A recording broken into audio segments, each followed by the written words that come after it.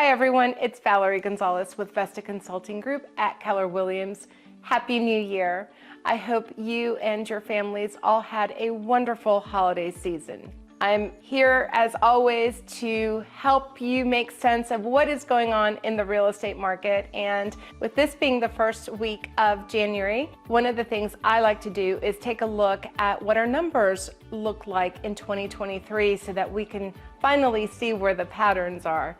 As always, I'm going to talk about the three metrics that we're always tracking. That's going to be our average sales price, our days on market, and our month supply of inventory. So what do the numbers of 2023 tell us? Well, let's take a look at the average sales price. In 23, the average sales price rose pretty steadily from the beginning of the year. It peaked right around June, and it stayed consistent through the rest of the year. So one of the things, and you may be reading this in some other news formats, but one of the things that we did notice in 2023 is that our pricing overall as a country, it went up. They held steady, and that is for sure the case in the Atlanta metro area. Again, we peaked in June and then held steady through the end of the year. That is actually an improvement over the 2022 chart of pricing for the metro area. So that was a really good thing for our market. And what it means for you is that as our prices continue to be steady and to increase, that is continued appreciation for those of you who are already homeowners. So next, when we're looking at days on market, this is actually a really interesting number because our days on market peaked in January. So the average days on market in January of 2023 were 30 days.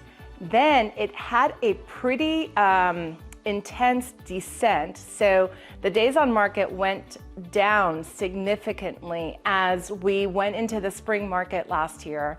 They leveled out around the summertime. So we went from 30 days in January, leveled out in June and July of last summer at about 11 days on market.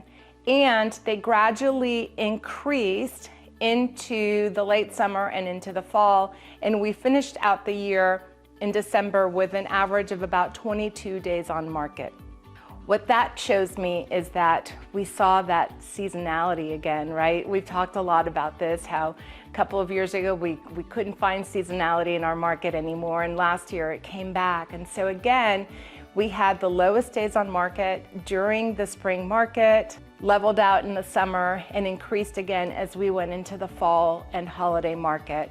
It'll be interesting to see how this goes into 2024 and if we see the seasonality again. The last metric we're going to take a look at, and this is the one that we really use to keep an eye on what market we're in, whether we're in a buyer's market or we're in a seller's market. That's going to be the month supply of inventory.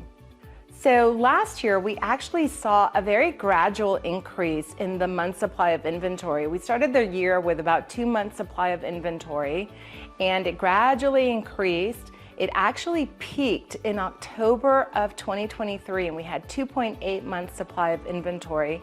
And then it slowly tapered down towards the end of the year. We finished out the year with about 2.5 months supply of inventory. Again, month supply of inventory means that if no other house comes on the market, we have only about 2.5 months worth of homes to sell. So when I'm looking back at 2023, there's a pretty direct correlation with the month supply and the rise of the interest rates. So if you remember back in October when we see that 2.8 month supply, that's exactly when the interest rates were hitting about 8%. So just a kind of an interesting correlation between month supply of inventory and the interest rates. So to recap the numbers that we've looked at for 2023, average sales price, days on market, month supply of inventory, we're not seeing anything out of the ordinary. Everything is exactly how it should be and where we expect it to be. You know, probably the most interesting number is the correlation of month supply of inventory with the interest rates. Overall, we are still in a very healthy real estate market in the Atlanta metro area. It is still very much a seller's market. So again, that's where that month supply number comes into play, right? So if we're below 4 to 6 months of inventory, we are still in what is considered a seller's market. So what are we expecting for 2024? Well, the biggest news that we have in our industry right now for 2024 is that interest rates are trending downward. So I mentioned earlier that in October of 2023, we saw the interest rate peak at around 8%, and ever since December, it has been trending down lower than 7%. So when I checked in with our fellow lender partners today, we were looking at an interest rate of about 6.625, which again, way better than they've been for the past few months. We are really confident and hopeful that these interest rates will hold into the spring market.